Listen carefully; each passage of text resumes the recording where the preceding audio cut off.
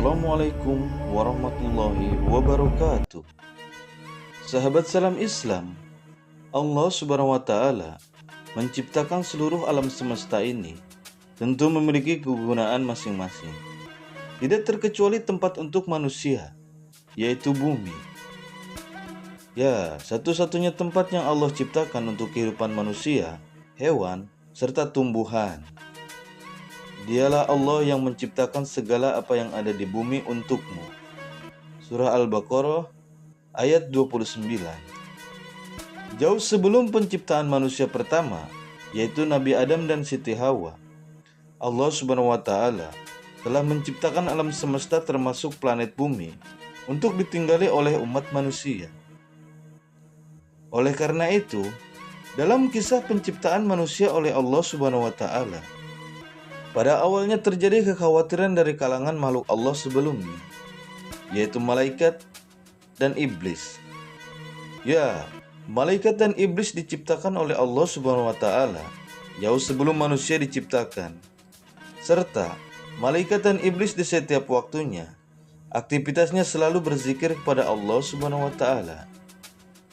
Kekhawatiran malaikat dan iblis apabila bumi dijadikan tempat untuk manusia, mereka hanya merusak serta saling menumpahkan darah. Dan ingatlah, ketika Tuhanmu berfirman kepada malaikat, "Aku hendak menjadikan khalifah di bumi." Mereka berkata, "Apakah engkau hendak menjadikan orang yang merusak dan menumpahkan darah di sana?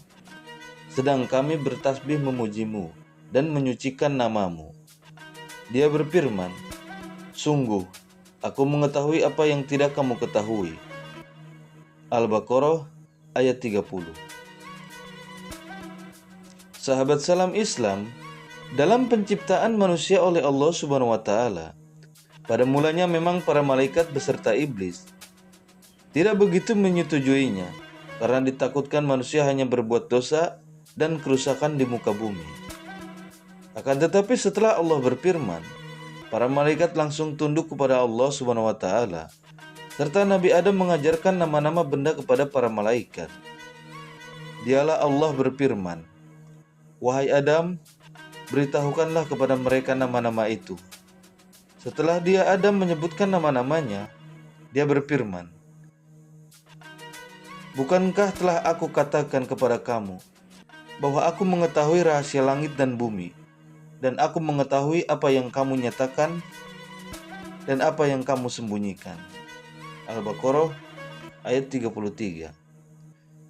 Setelah Nabi Adam memberitahukan nama-nama benda kepada malaikat dan iblis, kemudian Allah Subhanahu wa Ta'ala menyuruh para malaikat dan iblis agar bersujud kepada Nabi Adam. Maka para malaikat pun sujud kepada Nabi Adam, akan tetapi tidak bagi iblis.